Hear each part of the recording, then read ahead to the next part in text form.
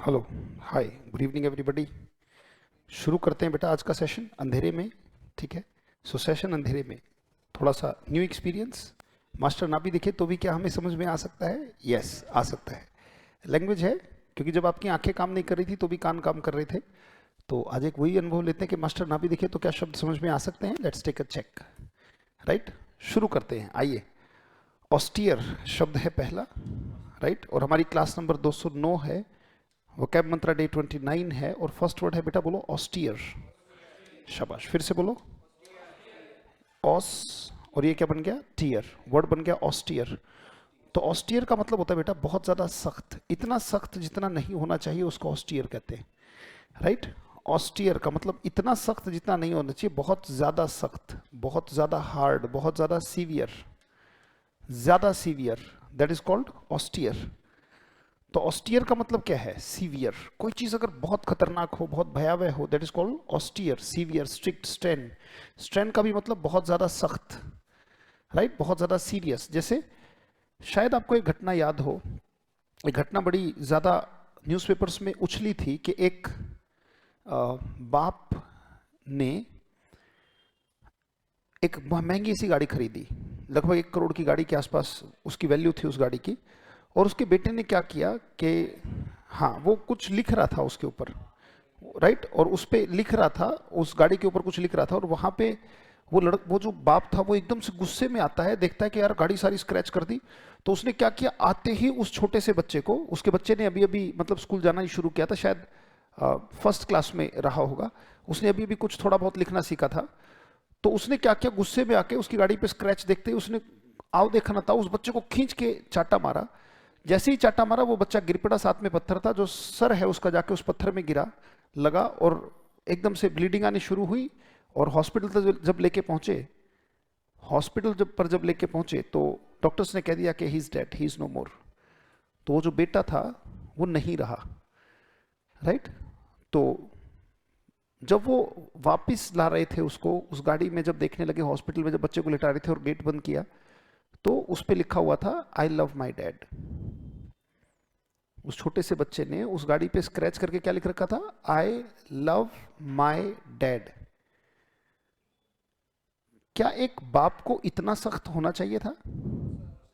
Right, कहते ना जल्दी का काम शैतान का।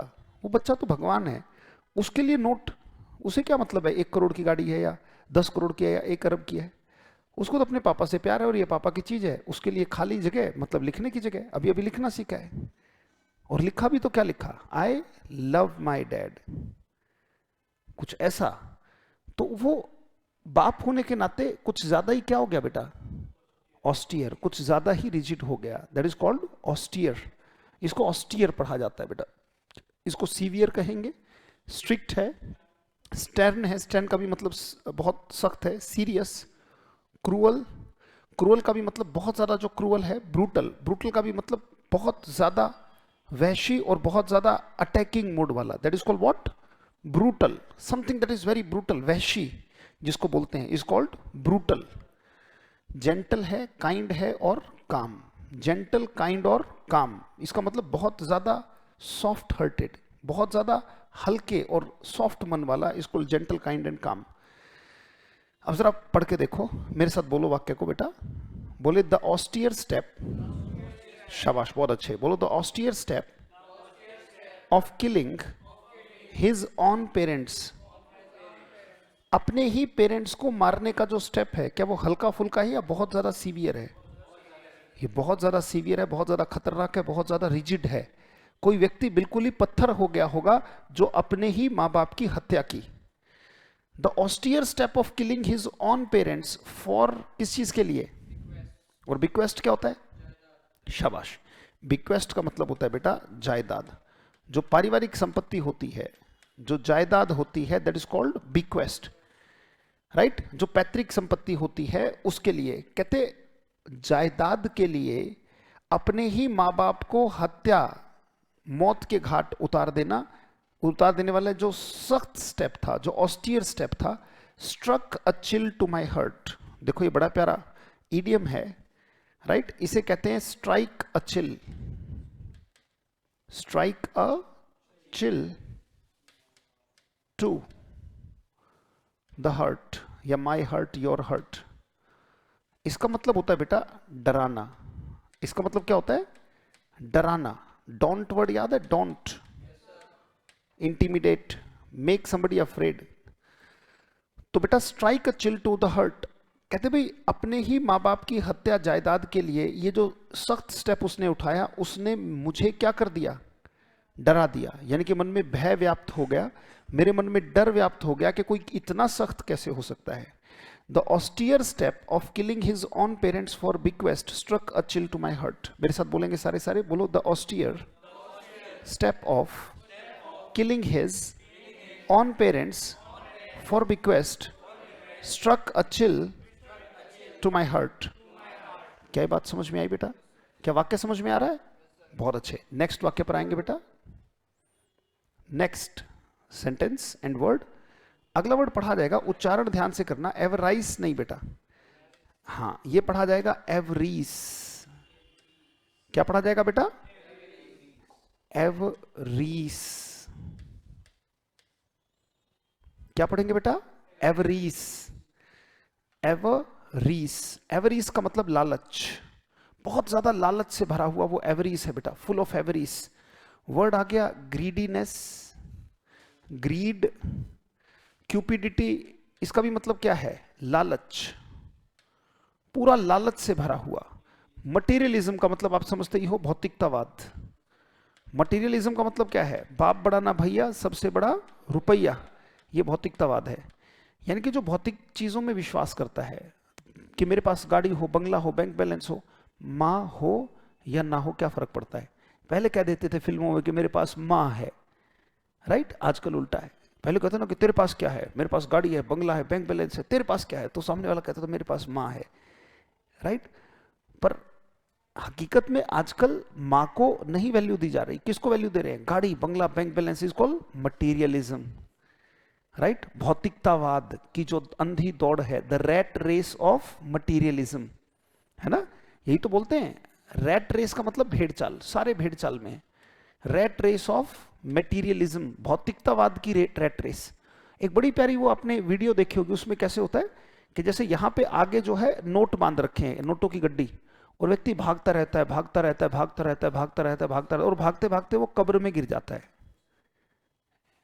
यानी कि वो गलता रहता है, सड़ता रहता है उस नोट के पीछे। बाद जैसे वो गधे के आगे नहीं गाजर टांग देते हैं, है ना, और वो भागता रहता है, भागता रहता है, तो ऐसे आदमी के आगे क्या टांग रखी? नोटों की गड्डी टांग रखी है। और आदमी क्या करता है? भागता रहता है, भागता रहता है, भागता, और भागते भागते कहाँ गिर जाता है? कब्र में जाके गिर जाता है, अपने कॉफिन में, चिता पे लेट जाता है जाके, राइट? ये कैसी रेस है? रैट रेस ऑफ मटेरियलिज्म, भौतिकतावाद की अंधी दौड़। यस और नो? राइट? एवरीस माने लालच है बेटा। वाक्य लो बेटा, बोले बिकॉज ऑफ योर एवरीस, तुम्हारे लालच के कारण, because of your avarice, your business, बोलो, will end in a fiasco. Because of your avarice your business will end in a fiasco. तुम्हारे लालच के कारण तुम्हारा बिजनेस बर्बाद हो जाएगा। एंड इन अ फिएस्को का मतलब होता है बेटा अटर, का मतलब होता है कंप्लीट, पूर्ण। अटर होता है अटर फेलियर, कंप्लीट फेलियर। कहते तुम्हारे लालच के कारण जो तुम्हारा भर नहीं रहा है, राइट? लालच का जो घड़ा है ना बेटा, कभी नहीं भरता। आप उसमें कुछ भी डाल दो, आप जान दे दो उसके लिए, कहेगा किया ही क्या है। Are you getting? Not getting? तो बिकॉज ऑफ योर एवरीज, तुम्हारे लालच के कारण, योर बिजनेस, तुम्हारा जो बिजनेस है, विल एंड इन अ फिएस्को, तुम्हारा बिजनेस पूर्णतया बर्बाद हो जाएगा। तुम्हारे अपने लालच के कारण, तुम्हारे अपने लालच के कारण तुम्हारा जो बिजनेस है वो क्या हो जाएगा बेटा? पूर्णतया बर्बाद हो जाएगा। Will end in a फिएस्को। क्या बेटा बात समझ में आई कि नहीं आई? नेक्स्ट। हाँ, इन अ फिएस्को, एंड इन अ फिएस्को, ये पूरा बेटा, एंड इन अ फिएस्को। जैसे मान लो कि मैच चल रहा था और बारिश आ गई, तो मैच का कोई रिजल्ट निकला, या फिर the match ended in a fiasco, right? बहुत सारी बच्चियां बेचारी पढ़ने के लिए तो आती हैं और वो 1-1.5 साल मेहनत करती हैं, पर कंपटीशन इतना है, हो सकता है 1 साल में नहीं होता, फिर 1-1.5 साल में घर वाले क्या करते हैं, बहुत टाइम हो गया वापिस आ, अब बेचारे वो वापस जाके उसकी शादी करवा देते हैं। अब हो सकता है कि अगली वैकेंसी में उसकी सिलेक्शन हो जाना था बेचारी का, बट उसकी सारी तैयारी क्या हो गई, एंड इन अ फिएस्को। तो हर प्रिपरेशन एंडेड इन अ फिएस्को। इसका मतलब जो भी पढ़ाई लिखाई हुई वो जाके रसोई में सिमट गई। Are you getting, not getting बेटा? Ended in a fiasco, complete failure, utter failure. क्या बात समझ में आई?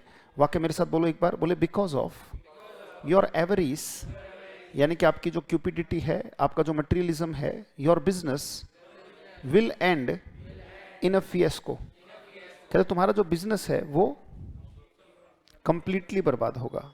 यस और नो? नेक्स्ट बेटा, नेक्स्ट।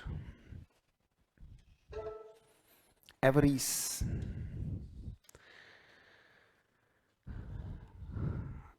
अगला वर्ड है बेटा, बोलो कंटाजियस। बोलो कंटाजियस, बोलो कंटाजियस। छूत की जो बीमारी होती है ना, हाँ, जो छूने से या छींकने से फैलती है, जैसे कि ये बीमारी का एक नाम लिखा हुआ है, क्या ये कंटाजियस थी? क्या ये व्यक्ति से व्यक्ति ट्रांसफर हो रही थी? जिसे कहते हैं ट्रांसफरेबल डिजीज। बोलो, ये डिजीज ट्रांसफर हो जाती है, यानी कि ट्रांसफरेबल है। अगर मुझे है, जैसे जुकाम है, आप मेरे पास थोड़ी देर बैठ गए या मेरा जूठा खा लिया तो आपको भी जुकाम हो जाएगा। यस और नो? तो जो कोल्ड है, कफ है, राइट, इन्फेक्शन है, ये सारे के सारे कैसे होते हैं? ये ट्रांसफरेबल होते हैं। ये ना ट्रांसफरेबल, तो उसको हम क्या बोलते हैं? कंटाजियस। कम्युनिकेबल, यानी कि आपसे कम्युनिकेट करके वो आगे बढ़ जाता है। इन्फेक्शियस, देखो एक बड़ी प्यारी और है, सिर्फ बीमारी नहीं, बोले स्माइल्स आर कंटाजियस। जो स्माइल्स होती हैं वो कंटाजियस होती हैं। आप स्माइल करोगे, सामने वाला भी स्माइल करेगा। Are you getting, not getting? तो जो स्माइल्स है वो कैसी होती है? कंटाजियस। आप मुस्कुराते हो, सामने वाला भी मुस्कुराता है, बशर्ते सामने वाला खड़ूस ना हो, राइट? पता लगा तुम स्माइल कर रहे हो, कहते हो बड़ा स्माइल कर रहा है आज, हैं क्या चक्कर है, राइट? और आजकल तो पता नहीं हंसने पे बाधा लगा दी है, कहते हंसी तो फंसी, हैं? अब हद हो गई। अब एक बात बताओ, सुबह उठते ही तुम्हारी मम्मी अगर हंस रही है तुम्हारी तरफ देख के, इसका मतलब क्या है? देखो भाई, सिस्टर भी हंसती है, हंसना क्या है? एक सहज अभिव्यक्ति है, राइट? अब ये क्या बात बना दी लोगों ने? जो हंसी के दुश्मन है वही तो बनाएंगे ये, राइट? अब आप गए और आपकी बहन ने आपको देखती, आप वो खुश खुशी हंस रही है, अब इसका मतलब ये थोड़ी है कि जो आप बना के बैठे हो। अब हंसने का जो गुण है बेटा, वो इंसानों को ही तो दिया है। पता लगा तुम रास्ते से जा रहे थे और कोई सांड तुम्हें देख के भैया, इंसान अगर वो हंसा ना तो तुम हंसने लायक नहीं बचोगे, राइट? इंसानों को मिला है ये तोहफा, ये सबसे बेहतर श्रृंगार है, राइट? वो पहन के रखना चाहिए। क्लियर के नॉट क्लियर? पर यहां तो ऐसे ऐसे बना दिया कि हंसा तो फंसा, हंसी तो फंसी। बताओ, वो हंसना ही बंद कर ले, व्यक्ति क्या करे बेचारा? Are you getting, not getting? तो व्यक्ति की मानवता से मानवता का जो रिश्ता है वो हंसी खुशी इसी तरीके का व्यवहार होता है। अब उसमें अगर कोई सही व्यवहार करने वाला हो तो उसको मतलब हंसना भी एक बदचलन का मतलब कैरेक्टर सर्टिफिकेट हंसने पे ही साइन कर देते हैं लोग। अब हंसना कौन सा भाई साहब कैरेक्टरलेसनेस है? Are you getting, not getting बेटा? अब कुछ के दिमाग में होगा सर उसके भी प्रकार होते हैं, अपने पास रखो ये ज्ञान।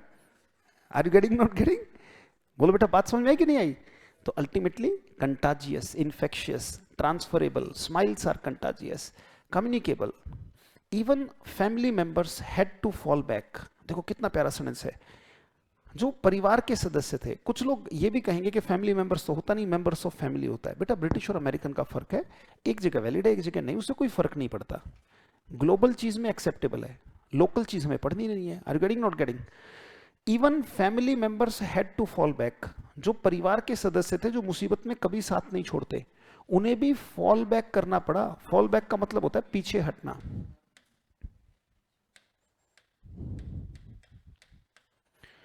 फॉल बैक का क्या मतलब है? पीछे हटना।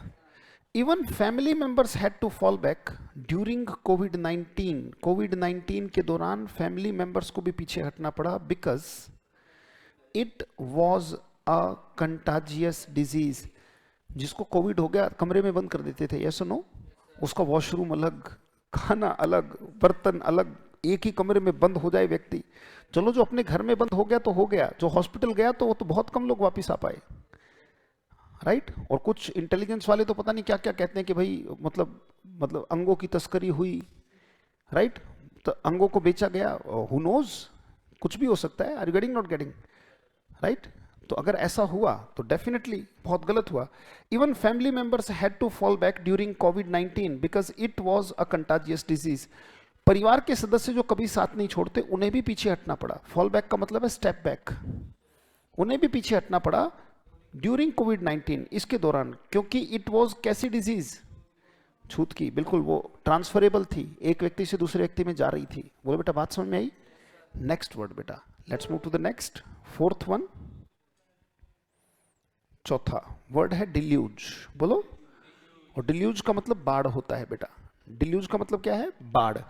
जो बाढ़ आ जाती है, जैसे अभी हिमाचल में आई, हर बार बारिश जब एक लेवल से थोड़ी सी भी ऊपर होती है, आजकल बाढ़ इतनी विकट क्यों दिखाई देती है? पहले भी तो नदियां बहती थी, ये सुनो। ये बाढ़ कहाँ बाढ़ कही जाती है? बेसिकली नदी जब अपनी मौज में बहती है तो जहां हमने घर बना लिए, नदी को थोड़ी पता है कि पहले यहां घर नहीं होते थे, नदी तो अपने ही रास्ते से बह रही है। Are you getting, not getting? तो नदी जब अपने पुराने रास्ते से बहने लगे तो हम कह देते कि भाई साहब फ्लड हो गई, बाढ़ आ गई, एक्स्ट्रा हो गया मामला, तो फ्लड है ना। टोरेंट का मतलब तेज प्रवाह या तेज attack is called torrent. Overflow, अगर नदी ओवरफ्लो हो जाए और किनारों से बाहर आने लगे, राइट, तो उसे हम ओवरफ्लो ही कहते हैं, बाढ़ आएगी, बिल्कुल सही बात है बेटा। सर्ज, ये बड़ा प्यारा शब्द है। सर्ज का मतलब होता है किसी चीज का चढ़ना, ऊपर चढ़ना, इसको सर्ज कहते हैं। यमुना का जल स्तर बढ़ रहा है, इसका मतलब the water level of Yamuna is surging, तो चढ़ाव पर है नदी, राइट। नदी कहाँ है? चढ़ाव पर है। इसी के लिए एक वर्ड आता है इनस्पेट, ये बड़ा प्यारा शब्द है। इनस्पेट और इनंडेशन दोनों का मतलब है बाढ़ में। इनंडेशन का भी मतलब बाढ़ है। इनंडेशन स्ट्राइकन एरिया, कहते भी प्रधानमंत्री ने बाढ़ग्रस्त इलाकों का दौरा किया, तो कौन से दौरे? Deluge stricken. कौन से? Inundation stricken, right. ड्रॉट माने क्या होता है? सूखा, कहीं पे सूखा पड़ जाता है, जहां धरती एरिड है, बैरन है, राइट, जहां पानी की कमी है, मॉइस्चर की कमी है, राइट, उसे हम कहते हैं क्या? डिल्यूज। अब जरा वाक्य देखो, after deluge many people turned up their nose on the pathetic condition of the city. After deluge यानी कि बाढ़ के बाद। अब क्या होता क्या है बेसिकली? कभी भी आप बाढ़ के बाद का सीन अगर याद करो तो नदी बहुत सारा कबाड़ लेके आती है, पहाड़ों का, बहुत सारे पशुओं की डेड बॉडी, राइट, बहुत सारी पत्थर, गाद, लकड़ियां, सारा का सारा मामला अगर जहां से भी नदी गुजर गई, राइट, तो वो हो सकता है कि ये पूरा का पूरा, अगर यहां नदी का पानी है तो हो सकता है इसमें पूरे में तलछटी भर जाए, इतना मतलब सामान लेके आ जाए नदी अपने साथ। Are you getting, not getting? तो उसके बाद क्या होगा? पूरे शहर में बदबू फैल जाएगी, क्योंकि जो गाद आई है, राइट, तो पूरे शहर में अव्यवस्था और बदबू फैल जाएगी। तो आफ्टर द डिल्यूज, बाढ़ के बाद, many people turned up their nose. Turn up the knows का मतलब क्या होता है बेटा? अब ये नहीं है कि नाक को मोड़ के ऊपर की तरफ खींच देना, कि इसे पकड़ के यहां से उठा लिया, कहते turn up the nose. Are you getting, not getting? ऐसे नहीं है। टर्न अप द नोज का मतलब होता है घृणा करना, घृणा दिखाना। टर्न अप द नोज, इसका मतलब होता है शो, डिस्पाइस। इसका मतलब, डिस्पाइस का मतलब क्या होता है? हेट, नफरत दिखाना बेटा, नफरत दिखाना, घृणा दिखाना, right, that is called turn up the knows. कई बार होता है व्यक्ति को आप पसंद नहीं करते तो आप क्या करते हो? नाक चढ़ा लेते हो, कहते हैं ये क्यों नाक चढ़ा रहा है। कई बार कहते हैं नक चढ़ा, राइट, कहते बड़ा नक चढ़ा है। नक चढ़ा का मतलब हमेशा व्यक्ति अपनी नफरत दिखाता रहता है, खुश कभी नहीं होता, राइट। तो after deluge many people turned up their nose, यानी कि उन्हें बड़ी नफरत हुई, किस चीज से? On the pathetic condition. Pathetic का मतलब होता है दयनीय, जिसे देखकर मतलब बहुत घटिया, very bad, very bad state, इसको पैथेटिक कहते। यार उनके बेटे के मरने के बाद उन दोनों की, जो हस्बैंड वाइफ थी, बेटा एक्सपायर हो गया, उसकी नौकरी थी, वही नौकरी करता था, तो जो बुजुर्ग माँ बाप हैं उनकी जिंदगी पैथेटिक हो गई है। पैथेटिक का मतलब कैसी हो गई है? उसे देख के मन में दया आती है, बहुत बुरी हालत है, right. Pathetic condition of the city. बाढ़ के बाद बहुत सारे लोगों ने अपनी नफरत या घृणा दिखाई किस पर? शहर की जो दयनीय अवस्था थी उस पर, कि देखो अब शहर कैसा हो गया है, अब इसकी कोई देखरेख करने वाला नहीं बचा है, एमसीडी वाले नहीं आ रहे, ये नहीं आ रहे, तो आता ना अगले ही दिन आर्टिकल भर जाते हैं न्यूज़पेपर में, राइट? तो उस आर्टिकल को देखकर क्या बोला गया कि after release many people turn up their nose on the pathetic condition of the city. चलो एक बार बोलो वाक्य, बोलो after deluge many people turn up their nose on the pathetic condition of the city. क्या बात समझ में आई बेटा? नेक्स्ट नेक्स्ट वाक्य पे चलते हैं, लेट्स मूव ऑन। लास्ट बोले डोलफुल, शाबाश। क्या बोलेंगे? डोलफुल का मतलब उदास होता है बेटा, वेरी सैड, बहुत उदास अवस्था में, that is called doleful. Doleful, unhappy, sad, ये आ गया ना sad, very very unhappy, that is called doleful. Unhappy, dejected, dejected बहुत अच्छा शब्द है। Awful, mournful, down. जैसे आपने देखा पाकिस्तान के साथ अगर मैच है इंडिया का, राइट, और बहुत बुरी हार अगर होती है तो जो फैंस थे वो कैसे थे? क्या वो चीयरफुल थे? क्या वो हैप्पी थे? तो पाकिस्तानी सपोर्टर्स कैसे थे? डोलफुल। तो हम कह सकते हैं, बोले all the Pakistani supporters were doleful after their team had lost the match. जब उनकी टीम मैच हार गई उसके बाद उनको बड़ा कैसा महसूस हुआ? डोलफुल, वेरी सैड। जैसे आप यहाँ पर आए, लाइट नहीं है, क्लास नहीं हो पाई, कुछ नहीं सीख पाए, तो इतनी दूर आना खराब हो गया, तो हमें खुशी होगी या डोलफुल? डोलफुल महसूस होगा, राइट? और उल्टा देखो बेटा, ये मॉर्नफुल, जब कोई व्यक्ति मर जाता है ना, मरने के बाद जैसा फील होता है व्यक्ति को, वो क्या होता है? मॉर्नफुल। और ये हैप्पी कभी नहीं होता, राइट? शोक सभा जो होती है ना, जब व्यक्ति कोई मर जाता है उसको मॉर्निंग कहा जाता है, MOURNING, राइट? मॉर्निंग क्या होती है? मॉर्नफुल होता है मॉर्निंग में, इसको बोलते हैं शोक सभा। जब कोई व्यक्ति मर गया है तो उसकी याद में जो सभा रखी जाती है, that is called morning, morning assembly. Morning assembly नहीं जो स्कूल में होती है, इट्स मोर, इसमें र साउंड है, और वो जो होता है वो मॉर्निंग है, गुड मॉर्निंग, उसमें र साउंड नहीं आता बेटा। जब हम कहते हैं गुड मॉर्निंग एवरीबडी, र नहीं बोलना चाहिए उसमें, क्योंकि morning can never be good. अगर आप कहते हो गुड मॉर्निंग सर, बेटा ये तो वही बात हो गई कि सर जी रो रहे हैं, छाती पीट रहे हैं किसी की डेड बॉडी पे, और कहते क्या रो रहे हो सर, गुड मॉर्निंग सर, वाह क्या छाती पीट रहे हो। नहीं, छाती पीटना कभी गुड नहीं होता। तो क्या होता है? गुड, MORNING होता है, तो इसको बोलते हैं गुड मॉर्निंग। र साउंड नहीं होता इसमें, इसमें र साउंड आता है। र साउंड आते ही शोक सभा, जब कोई व्यक्ति मर गया, राइट? और कोई मर गया तो बेटा मॉर्नफुल हुआ व्यक्ति। मॉर्नफुल हुआ तो खुश हुआ या अनहैप्पी सैड? Unhappy sad. जरा वाक्य देखो, बोलो आई एम डोलफुल बिकॉज, वाक्य क्या कह रहा है? कि मैं उदास हूं क्योंकि, बोले money has turned my friend's head. अब यहां पे वाक्य आ गया turn the head, turn the head. इसका मतलब होता है बेटा घमंडी हो जाना, घमंडी हो जाना, घमंडी हो जाना, बिकम स्नोबिश, बिकम स्नोबिश, बहुत ज्यादा घमंडी हो जाना, इसको बिकम स्नोबिश। मॉर्निंग का मतलब शोक सभा, टर्न द हेड, घमंडी हो जाना, बिकम स्नोबिश।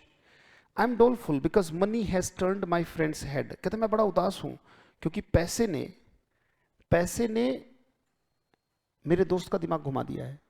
दिमाग घुमा दिया, इसका मतलब सेंस क्या है? वो घमंडी हो गया है, यानी कि पैसा आने के बाद वो आदमी की औकात भूल गया, राइट? पैसा आने के बाद उसमें एटीट्यूड आ गया। कहते मैं बड़ा उदास हूं कि पैसा जो कि इस्तेमाल करने की चीज है, इंसान जो कि प्यार करने की चीज है, राइट? कलयुग में एक खास बात है बेटा, things to be loved are used and things to be used are loved. कलयुग की एक खास बात है, जो चीज इस्तेमाल की जाने की है उससे लोगों को प्यार है, और जो प्यार करने की चीज है उसे इस्तेमाल किया जाता है। पैसा है, इस्तेमाल करने की चीज है, राइट? लोग प्यार करते हैं। गाड़ी है, इस्तेमाल करने की चीज है, गाड़ी को कह दिया मेरी रानी। Are you getting, not getting? इस्तेमाल करने की चीज है। अगर दोस्त ले गया, स्क्रैच लग गई 500,000 रुपए में ठीक हो जाएगी scratch. Are you getting, not getting? तुम्हें कौन सा बेचनी है? भाई गाड़ी तुम्हारी है, तुम्हें बेचनी नहीं है, और बेचनी है तो जो लॉस है दोस्त पे लगा देना, कौन सी बड़ी बात है। और दोस्त भी बड़े दिल से कहेगा मुझसे लगी है, कोई दिक्कत नहीं यार, दोस्ती में गाड़ी की स्क्रैच थोड़ी आ जाएगी। बट थिंग्स, फिर क्या होगा, स्क्रैच लग गई ले जाते हैं, ये है तमीज नहीं है, जब औकात नहीं है तो क्यों लेके जाते हैं, ये है फलाना है ढिमकाना है, 20 बातें, right. Things to be loved are used and things to be used are loved. भाई माँ बाप हैं, यूज करने की चीज हो गए आजकल। जब तक माँ बच्चे को जरूरत है तब तक छाती का खून पिएंगे, उंगली पकड़ के चलेंगे, फीस मांगेंगे, सारी चीजें मांगेंगे, यहाँ पीजी का खर्चा मांगेंगे, और जब सफल हो जाएंगे शादी होते ही कहते हैं हमें अलग करो, हम अलग होंगे। यूज ही तो किया, ये तो यूज एंड थ्रो नहीं हो गया। जब तक मुझे जरूरत थी तब तक ठीक है, जब जरूरत रही है तो गए जी। Are you getting, not getting बेटा? तो I am doleful because money has turned my friend's head. पैसे ने मेरे दोस्त का दिमाग खराब कर दिया, इसका मतलब वो घमंडी हो गया है। बोलो बेटा 5 की 5 बात समझ में आई? बहुत अच्छे। चलिए एक बार फिर से रिवाइज करते हैं सारे सेंटेंसेस को और देखते हैं कि बिना लाइट के डार्क मास्टर जी ठीक पढ़ा रहे हैं कि नहीं पढ़ा रहे हैं। Let's see, right. जो बच्चे ऑनलाइन देखेंगे उन्हें तो मैं दिखूंगा नहीं, जादुई तरीके से गायब हूं आज, राइट। चलिए पहला वाक्य है, मेरे साथ बोलो, बोलो। The austere step of killing his own parents for bequest struck a chill to my heart. क्या वाक्य समझ में आ रहा है बेटा? कहते मैं डर गया कि एक जायदाद के कारण उसने अपने ही माँ बाप को मार डाला, इस बात को देख के मैं डर गया। Are you getting, not getting? Next बेटा, नेक्स्ट वाक्य क्या पढ़ा जाएगा? एवर राइस नहीं पढ़ना बेटा, क्या? एवरीस, क्यूपिडिटी, राइट। सेंटेंस पे आ जाओ, बोले because of your avarice your business will end in a fiasco. Avarice क्या होता है? लालच। और एंड इन अ फियस्को क्या होता है? कंप्लीट, पूर्णतया, तहस नहस, बर्बाद और पूर्ण फेलियर। तुम्हारे लालच के कारण तुम्हारा बिजनेस बर्बाद हो जाएगा। यस। नेक्स्ट बेटा, बोले कंटाजियस। शाबाश, क्या बोलेंगे? कंटाजियस का मतलब इन्फेक्शियस है, ट्रांसफरेबल है, कम्युनिकेबल है। बोले even family members had to fall back during COVID-19 because it was a contagious disease. Fall back क्या होता है बेटा? स्टेप बैक, उन्हें पीछे हटना पड़ा। यस और नो? जैसे आर्मी फॉल बैक कर जाती है, अगर नहीं आगे रास्ता होता तो फॉल बैक करती है। और कंटाजियस क्या होता है बेटा? Infectious, transferable. नेक्स्ट वर्ड क्या पढ़ा जाएगा? डिल्यूज। बोले after deluge many people turned up their nose on the pathetic condition of the city. क्या वाक्य समझ में आया बेटा? यहां पे डिल्यूज का मतलब क्या है? बाढ़। और टर्न अप द नोज का मतलब शो डिस्पाइज, शो हेट, है ना, नफरत दिखाना। और पैथेटिक का मतलब दयनीय, बहुत बुरी हालत। बहुत अच्छे। नेक्स्ट बेटा, वर्ड आ गया डोलफुल। बोले I am doleful because money has turned my friend's head. बेटा डोलफुल का मतलब मैं दुखी हूं, मैं उदास हूं। Because my friend money has turned up my friend's head. Turn head का मतलब बिल्कुल घमंडी हो जाना। यस और नो? पैसा उसके लिए सबसे बड़ा हो गया। तो चलिए आज के लिए इतना ही। बहुत बहुत धन्यवाद, थैंक यू, थैंक्स अलॉट। मिलते हैं आपसे अगली क्लास में। पढ़ते रहिएगा, रिवाइज करते रहिएगा, बार बार पढ़ते रहिएगा। Repetition is the mother of memory, इस बात पर ध्यान रखते हुए। Thank you, thanks a lot, see you.